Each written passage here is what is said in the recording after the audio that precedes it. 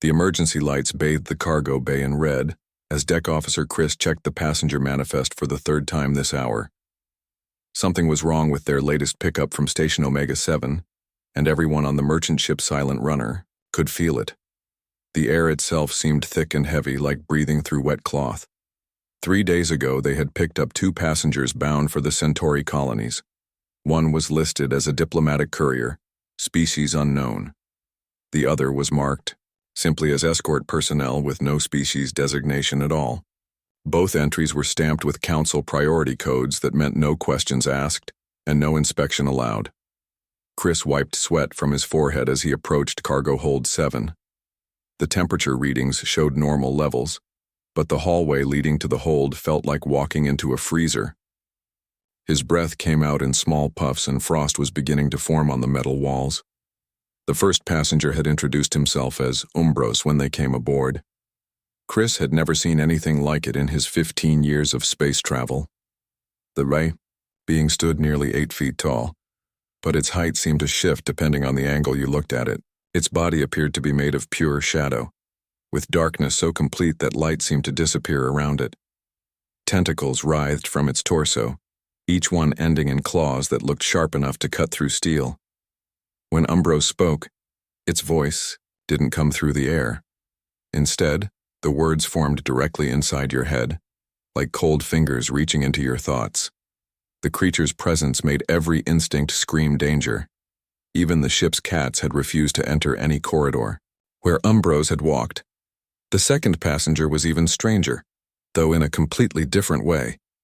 The being called itself Tom and looked almost boring compared to Umbros. It stood about 6 feet tall with smooth skin and only 2 arms and 2 legs.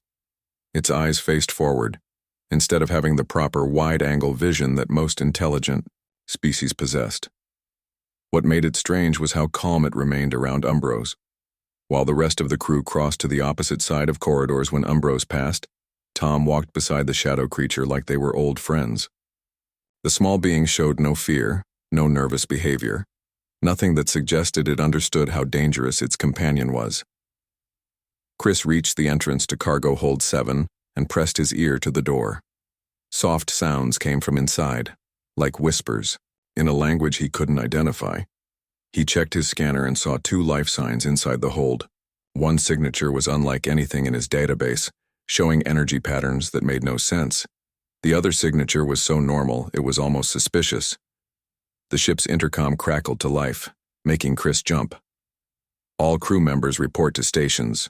We have incoming ships on long-range sensors. Chris hurried to the bridge where he found the rest of the crew gathered around the sensor displays. 8 ships were approaching from different directions, moving in a pattern that suggested coordination. The vessels themselves were unlike anything in the galactic databases. They're not responding to communication attempts, reported Navigation Officer Yara. Ship designs are completely unknown. Hull materials aren't showing up on any scanner. The approaching ships looked organic rather than built. Their hulls curved and flowed like living tissue, and they moved through space with the fluid motion of sea creatures swimming through water. Energy readings suggested weapon systems, but the technology behind them was completely alien. Distance to intercept? Asked the bridge supervisor. 14 minutes at current speed, Yara replied. They're positioned to cut off all escape routes. The intercom activated again, but this time the voice that came through belonged to Tom, the small passenger. Bridge crew, this is Tom Chen. I think you should know that those ships are probably looking for us. Within minutes, both passengers had arrived on the bridge. Umbros flowed through the doorway like liquid shadow, causing the temperature to drop another 10 degrees. Several crew members stepped back instinctively, but Tom walked calmly to the sensor station and began studying the displays. Harvester ships, Tom said after a moment.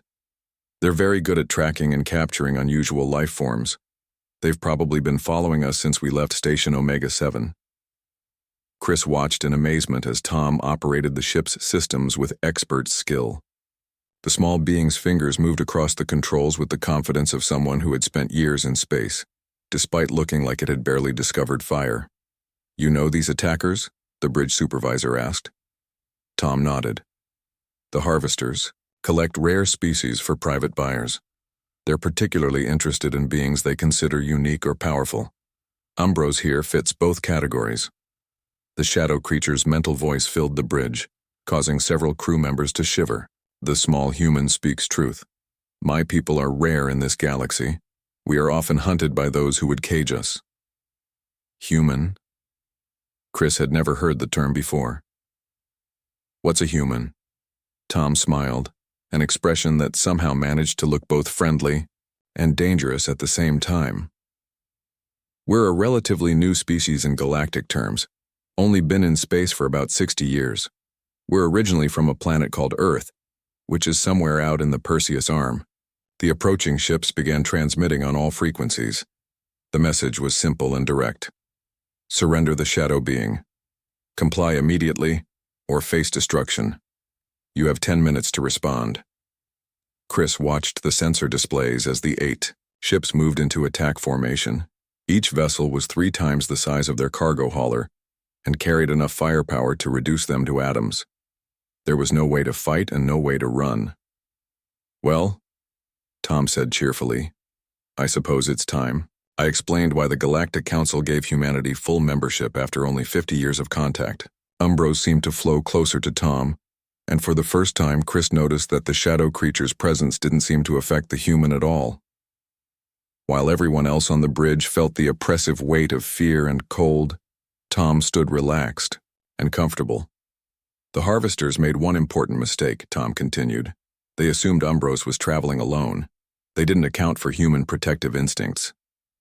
The communication system crackled with an incoming message from the lead harvester ship. 5 minutes remaining. Surrender the specimen or we will take it by force. Tom walked to the weapons console and began activating systems that Chris didn't even know their cargo ship possessed. In human culture, Tom said as he worked, we have a saying about never cornering a dangerous animal. The same rule applies when you threaten a human's friend.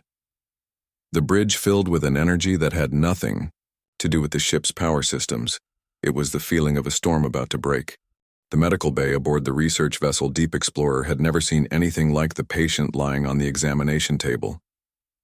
Dr. Finn adjusted her scanning equipment for the 4th time, trying to get readings that made sense. The being, before her, defied every biological principle she understood. 2 hours ago, a human rescue shuttle had docked with their ship. The shuttle pilot, a calm woman named Beth, had requested emergency medical assistance for her companion. When Dr. Finn saw what the human had brought aboard, she nearly activated the ship's quarantine protocols. The patient was clearly dying. Its body was a shifting mass of darkness and shadow that seemed to absorb light from the surrounding area. Tentacles writhed weakly from its torso, and what might have been breathing came in ragged, irregular patterns. Most disturbing of all, the creature's presence filled the medical bay with a sense of overwhelming dread that made it difficult to think clearly. What exactly is your friend?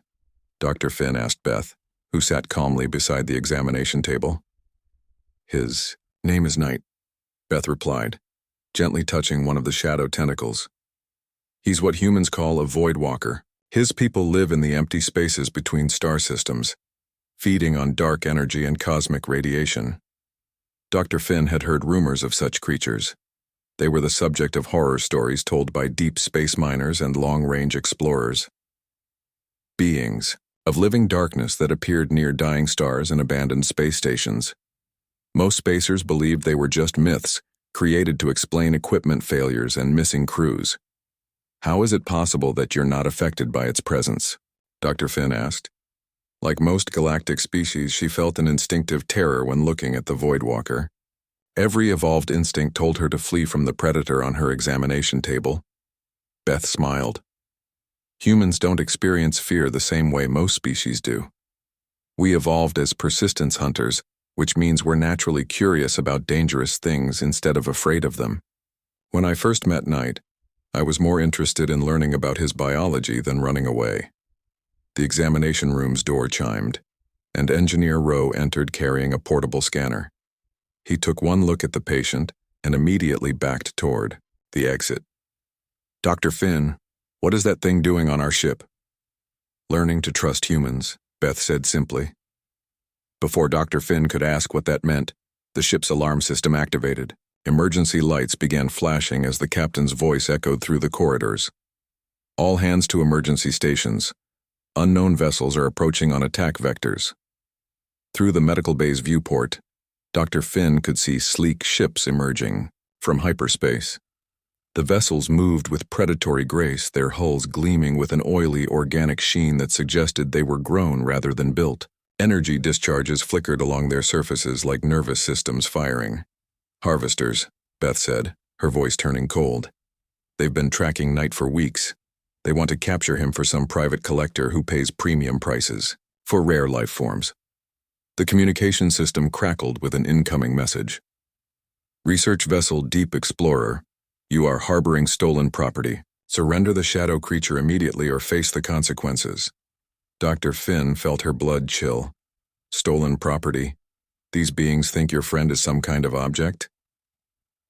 The harvesters don't see any creature as truly alive, Beth explained. To them, everything in the universe is either predator, prey, or commodity. They've built an entire civilization around capturing and selling unusual life forms to the highest bidder. Knight stirred on the examination table, his mental voice barely a whisper in their minds. Beth, they come for me. You should leave me here. Save yourselves. Not happening, Beth replied firmly. She stood and walked to the medical bay's communication panel. Dr. Finn, I need to contact your bridge crew. We're about to show the harvesters why humans have been appointed as mediators for so many galactic conflicts. The viewport showed the harvester ships moving into attack formation. Each vessel bristled with weapons that hummed with barely contained energy. Dr. Finn counted 12 ships total, each one capable of reducing their research vessel to scrap metal within minutes. This is madness, Engineer Rowe protested. We're a science ship. We have no weapons, no shields capable of stopping a military assault. Beth activated the communication panel and opened a channel to the bridge. Captain, this is Beth Chen in, the medical bay. I need you to trust me and follow my instructions exactly. Our survival depends on it. The captain's voice came through the speaker. Ms. Chen, I have 12 attack ships demanding we surrender your companion. They're threatening to destroy us if we don't comply within 5 minutes. Captain, are your cargo bays still filled with the metal samples from the asteroid mining operation? Yes, but what does that have to do with anything? Beth looked at Knight, whose shadow form was beginning to pulse with weak energy. Despite his injuries, the Voidwalker was gathering strength from somewhere deep within his alien biology. Knight, can you manipulate gravity fields while you're in this condition? The shadow creature's tentacles twitched. Perhaps, if the distance is small, why do you ask? Because humans specialize in turning peaceful equipment into weapons when we need to protect our friends. Dr. Finn watched in amazement as Beth quickly explained her plan. The research ship's mineral processing equipment could be modified to launch ore samples at high velocity. Knight could use his ability to manipulate gravitational fields to guide the projectiles and increase their impact force. The ship's scientific sensors could provide targeting data more accurate than most military systems. You want to turn our rock samples into kinetic weapons? Engineer Rowe asked. Exactly, and we're going to use them to teach the harvesters that humans don't abandon their friends no matter what the odds. The communication system activated again with another message from the harvester fleet.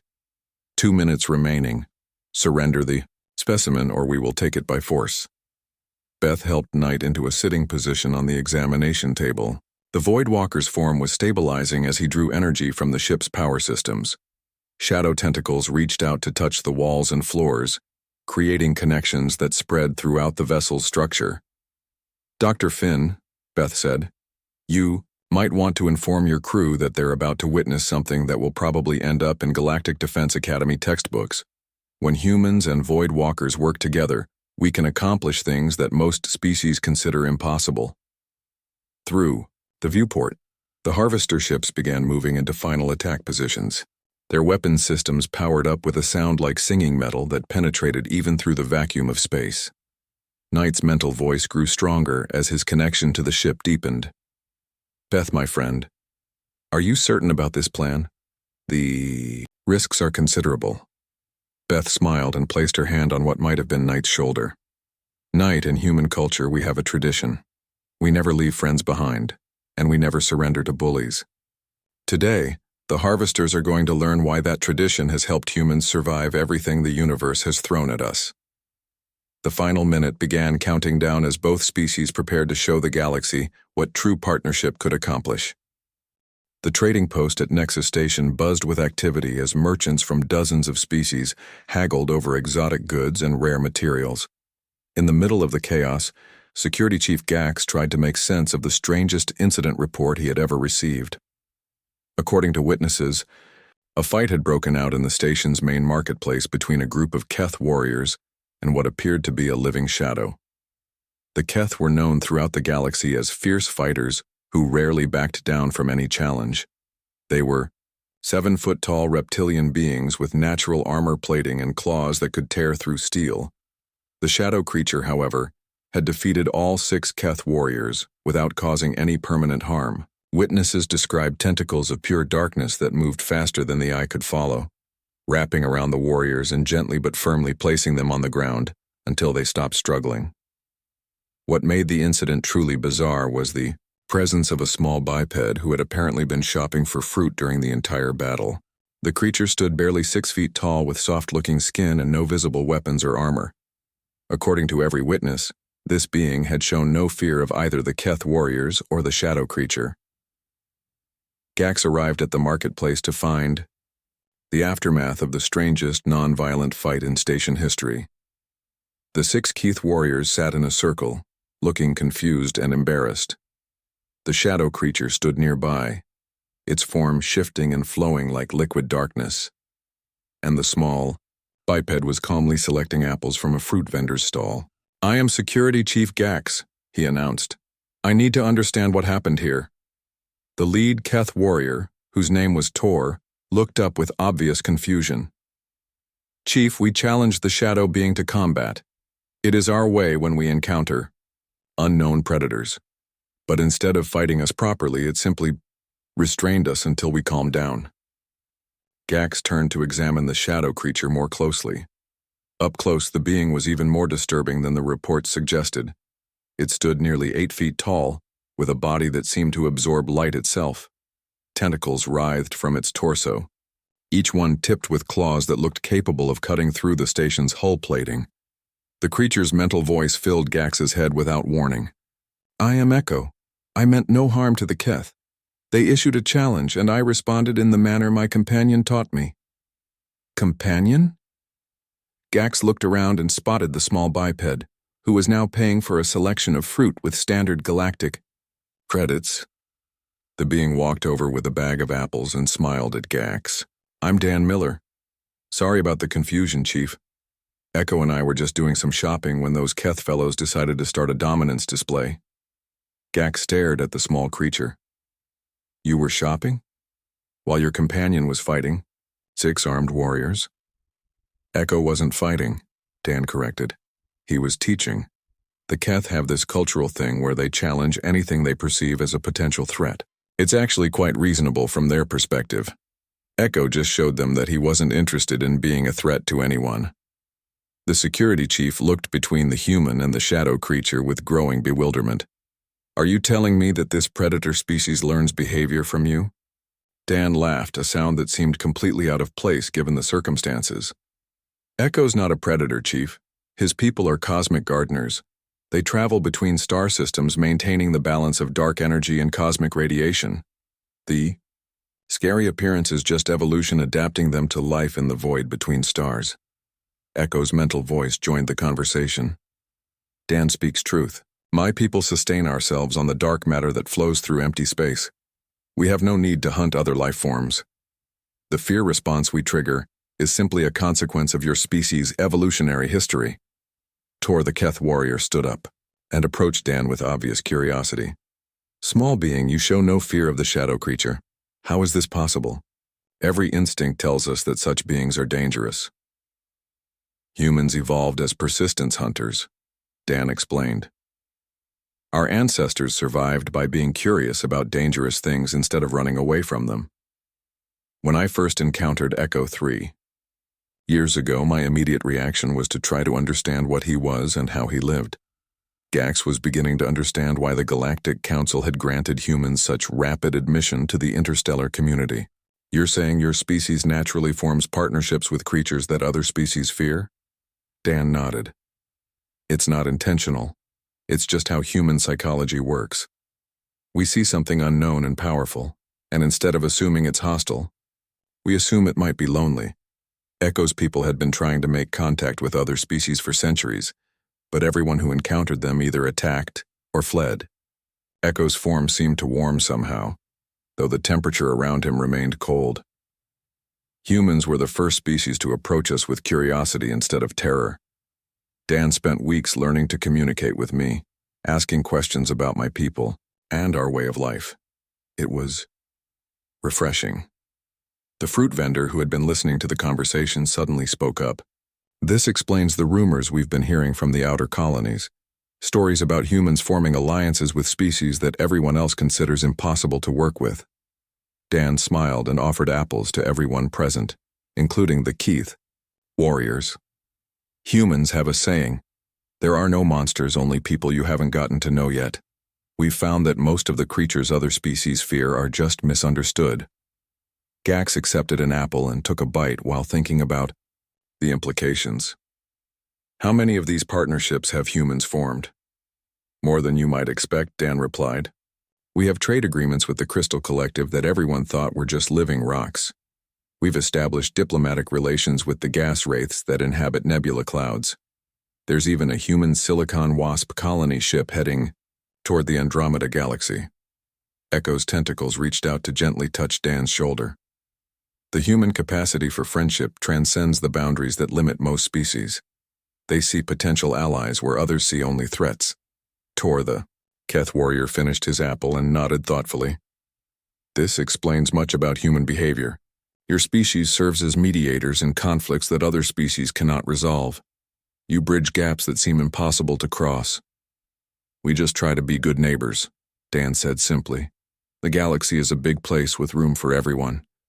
We figured it was better to make friends than enemies. Gax finished documenting the incident and realized he was witnessing something historic. The partnership between humans and creatures like Echo was changing the fundamental nature of galactic civilization. Fear was being replaced by curiosity, and ancient prejudices were giving way to new possibilities. Chief Gax, Echo's mental voice interrupted his thoughts. Would you like to know more about Voidwalker culture? Dan has taught me that sharing knowledge builds understanding between species. As Gax nodded and prepared to learn about beings he had previously considered nightmares, he realized that the galaxy was becoming a much more interesting and hopeful place. The observation deck of the luxury cruise ship Stellar Dawn offered one of the best views in the galaxy, with floor-to-ceiling windows that provided a panoramic display of the starfield ahead. Passengers from dozens of worlds gathered here to watch hyperspace jumps and marvel at cosmic phenomena that most beings only saw in educational broadcasts. Today, however, the view was decidedly less peaceful. Passenger liaison Vera stared through the transparent aluminum at the 8 ships that had dropped out of hyperspace directly in their path. The vessels moved with organic fluidity that made her skin crawl, their hulls pulsing with veins of energy that looked disturbingly like nervous systems. Ladies and gentlemen, the captain's voice echoed through the ship's communication system. We are experiencing a temporary delay in our journey. Please remain calm and follow crew instructions. Vera knew better than most passengers what temporary delay meant when it came from the bridge of a civilian vessel. She had worked on passenger ships for 12 years and could translate captain speak fluently. They were in serious trouble. The attacking ships were harvester vessels, and they had come for specific prey. 2 days ago, the Stellar Dawn had taken on passengers at Deep Space Station 7, including what the manifest listed as a diplomatic courier and escort. Vera had been curious about the pair since they boarded. The courier was unlike anything in her experience. It stood 8 feet tall and seemed to be made of living shadow that moved independently of any light source. Tentacles emerged and retracted from its dark form, and its presence filled nearby corridors with an oppressive cold that made breathing difficult. Most passengers took alternate routes to avoid encountering the creature. The escort was equally strange, but in the opposite direction. The being appeared almost boringly normal, standing about 6 feet tall with smooth skin and forward-facing eyes. What made it unusual was its complete lack of fear around its companion, while everyone else aboard the ship felt instinctive terror when near the shadow creature. The escort walked beside it like they were old friends. Now, watching the harvester, ships positioned themselves to prevent escape. Vera realized that the diplomatic pair were probably the target of this attack. She made her way quickly through the ship's corridors toward their quarters, hoping to warn them before the situation escalated. She found them in the ship's garden lounge, an enclosed park area where passengers could enjoy real plants and fresh air during long journeys. The shadow being sat motionless in a patch of deep shade beneath an artificial oak tree, while its escort tended to a small collection of earth flowers in portable containers. "Excuse me," Vera said, trying to keep her voice steady despite the overwhelming dread she felt in the shadow creature's presence. "I think those ships out there are looking for you." The escort looked up from watering a small rose bush and smiled. "You're probably right. I'm Roy, by the way.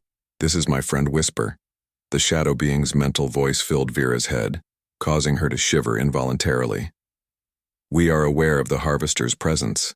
They have been pursuing us for several days." Harvesters? Vera had heard rumors of such creatures but had never encountered them directly. Roy nodded, continuing his plant care as if armed ships weren't threatening everyone aboard. "They're basically space pirates who specialize in capturing unusual life forms for wealthy collectors. Whisper's people are extremely rare, which makes them valuable in certain markets." The ship's intercom crackled with an incoming message from the attacking fleet. "Passenger vessel Stellar Dawn, you are harboring a Class A specimen. Surrender it immediately or face immediate destruction." Vera felt her blood run cold.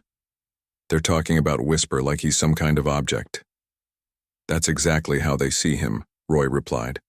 "To the harvesters, every living being is either predator, prey, or commodity. They don't recognize the concept of personhood for species they consider collectible." The ship's emergency lights began flashing as the captain's voice returned to the intercom. "All passengers report to emergency stations. We are under threat of hostile action." Roy set down his watering can and stood up with a sigh. "I suppose it's time to show the harvesters why humans have been appointed as peacekeepers for so many galactic disputes." Vera watched in amazement as Roy walked to the garden lounge's communication panel and activated it with expert precision. "Bridge, this is Roy Chen in Garden Section C. I need to speak with your engineering department immediately." Within minutes, the ship's chief engineer had arrived in the garden lounge. The elderly Altarian took one look at Whisper and backed away several steps, his face pale with instinctive fear.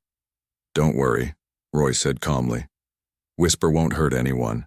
He's actually quite gentle once you get to know him. Right now, I need your help turning this cruise ship into something the harvesters won't expect." The engineer's voice shook as he spoke. "Sir, this is a passenger vessel. We have no weapons, no military equipment of any kind." Roy smiled, and Vera noticed that the expression managed to be both reassuring and somehow predatory. "Engineer, have you ever seen what happens when human improvisation meets Voidwalker abilities?" "Voidwalker?" The engineer's eyes widened with recognition. "Those are the shadow creatures from Deep Space Legends. They're supposed to be able to manipulate gravity and dark energy." Whisper's form seemed to flow as he stood up from the shade. "I can indeed manipulate gravitational fields and bend space-time to a limited degree. Roy has taught me how to apply these abilities in ways my people never considered." Roy walked to one of the garden's maintenance panels and began accessing the ship's systems with practiced ease. "This cruise ship has industrial-grade atmospheric processors for maintaining the garden environments. Those processors can be reconfigured to create directional gas jets with enough force to change our ship's trajectory." The engineer stared at the display as Roy's modifications took shape. "You want to use our life support systems as a propulsion system?" "That's just the beginning," Roy replied. "Whisper, can you create localized gravity fields around our ship?" The shadow being's tentacles reached out to touch the ship's bulkheads, creating connections that spread throughout the vessel's structure. "I can manipulate the space around the ship, yes. What do you have in mind?" Roy's fingers flew across the control interfaces as he spoke.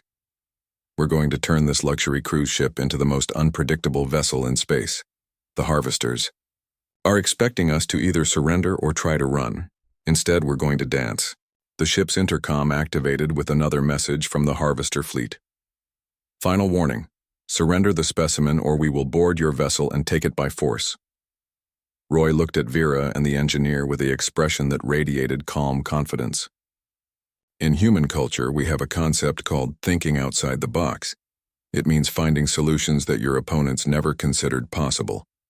Today, we're going to teach the harvesters that humans and voidwalkers make a very creative team. As the harvester ships began their final approach, Vera realized she was about to witness something that would probably change her understanding of what was possible in the universe. The diplomatic chambers aboard Harmony Station had hosted many historic first meetings between species, but nothing quite like what was happening today. Ambassador Lux adjusted her translation equipment nervously as she prepared to moderate the most unusual negotiation session in galactic history. 1 week ago, news had spread throughout civilized space about a confrontation between human void walker partnerships and harvester fleets. The report seemed impossible to believe. Civilian ships with no military equipment had somehow defeated entire squadrons of heavily armed predator vessels. Even more shocking, they had done so without causing a single casualty. Now, representatives from both sides had requested a formal mediation session to establish new protocols for future encounters. Ambassador Lux had been chosen to oversee the negotiations because of her experience with difficult interspecies conflicts. The human delegation arrived first. They consisted of 3 individuals who looked remarkably ordinary compared to the dramatic stories surrounding their recent actions. Dr. Emma Walsh served as the primary negotiator, while her companions, Ray Kim and Lisa Park, provided technical and cultural consultation. All 3 moved with the calm confidence of people who had faced impossible odds and emerged victorious. The Void Walker delegation was more dramatic. 3 beings of living shadow flowed into the chamber like liquid darkness, their presence immediately dropping the temperature by several degrees. Ambassador Lux felt her instincts screaming at her to flee, but forced herself to remain seated as the creatures took positions around the negotiation table. The lead Void Walker's mental voice filled the chamber. "I am Dream of Stars Between. We speak for our people in this matter." The Harvester delegation arrived last, and their appearance explained much about their recent defeats. The beings were clearly evolved predators, with sleek forms designed for speed and violence. Their leader, who identified himself as Prime Hunter Kresh, radiated barely controlled aggression as he took his position across from the humans. "This mediation is a waste of time," Kresh declared. "The specimens belong in proper collections where their unique properties can be studied and appreciated. These humans have interfered with legitimate harvesting operations." Dr. Walsh smiled calmly. "Prime Hunter Kresh, I think there's been a fundamental misunderstanding about the nature of our relationships with the Voidwalker people. We're not protecting specimens, we're defending friends." Ambassador Lux activated the chamber's recording systems as the formal negotiations began. "Let the record show that this session concerns establishing protocols for human Voidwalker partnerships and their interaction with harvester collection operations." Prime Hunter Kresh leaned forward aggressively.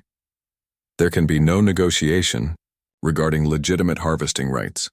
These shadow creatures are valuable resources that belong in proper containment facilities." Dream of Stars. Between responded with what might have been amusement. "Harvester, you speak of my people as objects, to be collected, yet here we sit as equals negotiating the terms of our own freedom. Does this not suggest that your basic assumptions are flawed?" Dr. Walsh opened a data pad and began presenting evidence. "Prime Hunter, I'd like to show you documentation of joint human Void Walker achievements from the past 5 years. Agricultural, projects that have terraformed dead worlds, deep space exploration missions that have mapped previously unknown regions, and scientific research that has advanced our understanding of dark energy." The data stream showed images of thriving colonies on planets that had been barren rock just years before. Voidwalkers worked alongside human engineers to manipulate gravitational fields and create stable atmospheric conditions. Other images showed exploration ships venturing into regions of space that no other species could survive, with human crews protected by Voidwalker manipulation of cosmic radiation. These partnerships have produced results that neither species could achieve alone, Dr. Walsh continued. The Voidwalkers provide abilities that humans lack, while humans provide social structures and technological applications that Voidwalker culture had never developed. Ray Kim activated a holographic display showing ship schematics. During our recent encounters with harvester fleets, we demonstrated what happens when human engineering creativity combines with Voidwalker spatial manipulation abilities. Civilian vessels became capable of maneuvers that military analysts considered impossible. Prime Hunter Kresh studied the display with obvious frustration. You turned cargo haulers and passenger ships into military vessels. Such adaptation should not be possible. Lisa Park laughed, a sound that somehow managed to convey both friendliness and warning. Prime Hunter, that's exactly the point. Humans specialize in making the impossible possible when we need to protect our friends. Every harvester attack just teaches us new ways to combine human and Voidwalker abilities. Ambassador Lux reviewed the documentation with growing amazement. The human-Voidwalker partnerships had achieved things that individual species had been attempting for centuries. More importantly, they had done so while maintaining the personal freedom and dignity of all participants. Dream of Stars Between addressed the harvester delegation directly. Your people pursue us because you see us as rare and valuable objects. But consider this. What value would we have in captivity compared to what we can accomplish as free partners with species who respect our personhood? Dr. Walsh nodded and continued the presentation. Prime Hunter, we're prepared to offer your people something more valuable than captured specimens. We're offering you the opportunity to witness what voluntary cooperation can achieve. She activated another display, showing star charts marked with joint human-Voidwalker colonies. These settlements produce technologies and resources that your clients have never seen before. Dark energy manipulation techniques that can power entire star systems, gravitational engineering that can move asteroids and reshape planetary orbits, deep space navigation methods that allow travel through regions your ships cannot survive. Prime Hunter Kresh's aggressive posture began to shift as he studied the data. You claim these achievements come from cooperation rather than control? Ray Kim stepped forward. Prime Hunter, human culture has learned that forced cooperation produces inferior results compared to voluntary partnership. When beings choose to work together because they want to, they accomplish things that would be impossible under any other circumstances. The Voidwalker delegation seemed to pulse with energy as Dream of Stars Between spoke again. The humans offered us something no other species had provided in millennia of contact attempts. They offered us friendship without conditions, respect without fear, and partnership without dominance. Ambassador Lux watched the dynamics in the room shift as the Harvester delegation began to understand what they were witnessing. Prime Hunter Kresh, are you saying that your clients would be interested in the products of these partnerships rather than captured specimens? Kresh was quiet for several minutes, clearly processing implications that challenged his species' fundamental assumptions. Our clients desire access to unique abilities and technologies. If these partnerships can produce such things voluntarily, Lisa Park smiled and opened a communication channel. Would you like to speak with some of our partners directly? We have joint colonies throughout this sector, and they're always happy to discuss their work with interested parties. The holographics hue display filled with images from a dozen different worlds. Human engineers worked alongside Voidwalkers to construct buildings that defied conventional physics. Agricultural teams used gravitational manipulation to create perfect growing conditions for crops that fed entire star systems. Research facilities explored the fundamental nature of space and time with instruments that combined human technology with Voidwalker abilities. The difference, Dr. Walsh explained, is that partnership produces innovation while captivity only preserves existing capabilities. Our Voidwalker friends continue to develop new applications for their abilities because they have the freedom to experiment and grow. Prime Hunter Kresh stood and walked to the holographic display, studying the images with intense concentration. These colonies represent resources beyond anything in our current collection networks. Dream of Stars Between's mental voice carried what might have been hope. Harvester, your people could access these resources through trade and diplomacy, rather than capture and force. The products of free cooperation are always superior to the results of coercion. Ray Kim activated a final display, showing trade statistics. Prime Hunter, the economic value of partnership-produced goods exceeds the auction value of captured specimens by orders of magnitude. Your clients would have access to continuously developing technologies rather than static abilities preserved in containment. Ambassador Lux realized she was witnessing a fundamental shift in galactic economics and politics.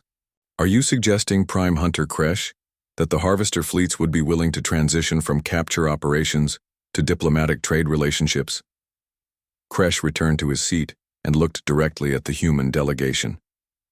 Your species has demonstrated military capabilities that make continued hunting operations impractical.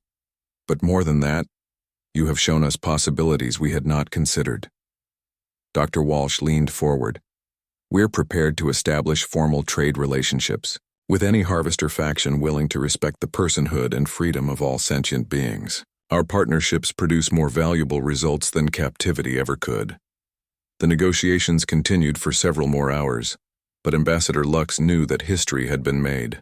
The galaxy's most feared predators were beginning to understand that cooperation could be more profitable than conquest. The combination of human diplomacy and Voidwalker abilities had created a new model for interspecies relations. As the session concluded, Dream of Stars Between addressed everyone present. Today marks the beginning of a new age. Fear and predation give way to curiosity and partnership. The humans have shown us that the universe is large enough for all beings to thrive in freedom. Prime Hunter Kresh signed the preliminary agreements with what might have been relief. The Harvester fleets will establish diplomatic protocols for future encounters with human Voidwalker partnerships. We had not realized that voluntary cooperation could produce superior results. Ambassador Lux finalized the recordings and prepared her report for the Galactic Council. The session had produced more than just a ceasefire agreement. It had demonstrated that even the most fundamental conflicts could be resolved when species were willing to see each other as equals rather than resources to be exploited. As the delegations prepared to leave, Dr. Walsh approached Prime Hunter Kresh with a final offer. Prime Hunter, if your people are interested, we'd be happy to host a cultural exchange program. Humans and Voidwalkers have learned a great deal from working together. Perhaps there are lessons that could benefit your people as well. For the first time in the session, Kresh smiled. Dr. Walsh, we would be very interested in learning more about this concept you call friendship. The galaxy had just become a much more hopeful place.